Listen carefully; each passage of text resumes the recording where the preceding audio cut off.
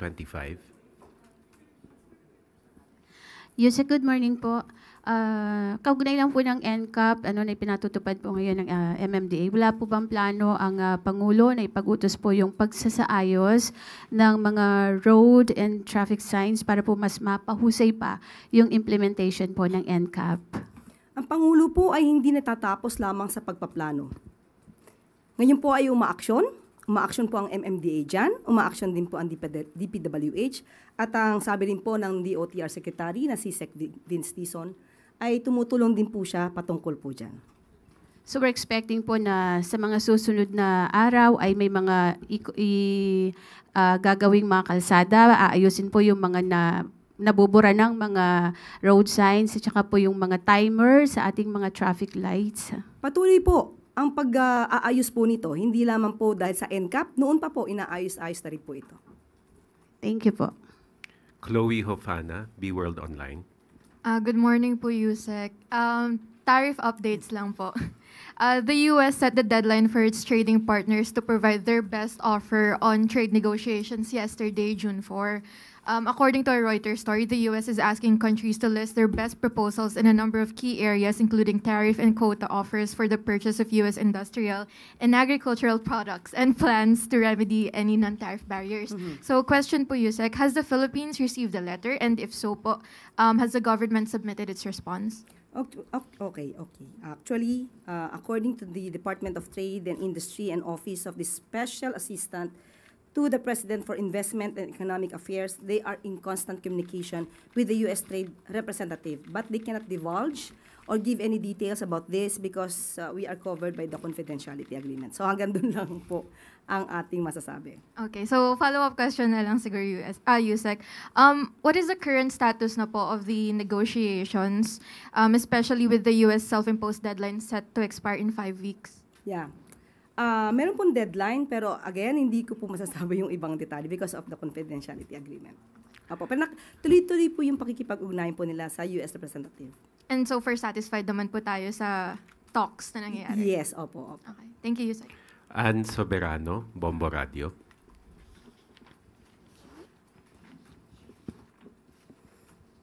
Yusek, good morning. Kahapon po kasi pinagtibay na ng House of Representatives ang sa third and final reading ang legislated wage hike na 200 pesos. Pero prior to that, Yusek, nagkaroon po ng meeting si Pangulong Marcos with the labor groups. Ibig sabihin po ba nito may basbas kay Pangulong Marcos yung 200 pesos legislated wage hike? Ito lamang po ang mensahe ng Pangulo. And I quote, "We will look at the economic implications of this and how to resolve this with the opinion of the wage boards, since the wage boards are also the creations of the Congress." So nais po ng Pangulo na maibigay kung ano po ang makakabuti sa mga manggagawang Pilipino. Titignan ng lahat ng aspeto at ang concerns ng lahat ng stakeholders. Yun po. Okay. So ibig sabihin po niyan, Yusek, aaprubahan ni Pangulong o lalagdaan ni Pangulong Marcos ang nasabing batas? Pag-aaralan pa po ito at nandiyan pa po ang Senado. Hindi pa po natatapos sa Senado ang usapin na yan. At katulad po ng sinabi ng ating Pangulo, titignan po ang anumang economic implications patungkol po dito. Pero nais po ng Pangulo na maibigay ang nararapat at mas makakabuti sa manggagawang Pilipino. Salamat po.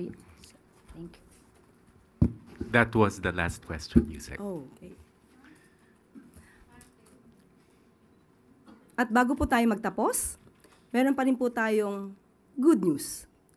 Dahil nais ni Pangulong Marcos Jr.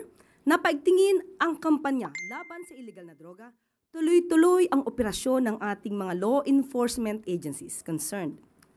Nagkaroon ng 63 anti-illegal drug operations ang PIDEA sa huling linggo ng Mayo, taong kasalukuyan.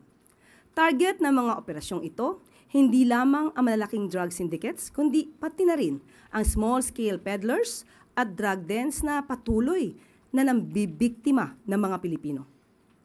Kabilang sa mga isinagawa ng PIDEA ang 44 buy-bus operations, 7 marijuana eradication operations, 7 search and seizure raids, at 5 interdiction efforts.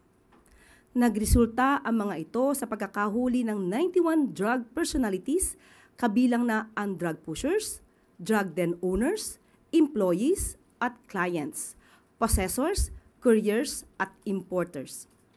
Ayon kay Chief PNP Nicolas Torre, pinapaalala niya sa mga pulis, huli, hindi patay. Panoorin po natin ito.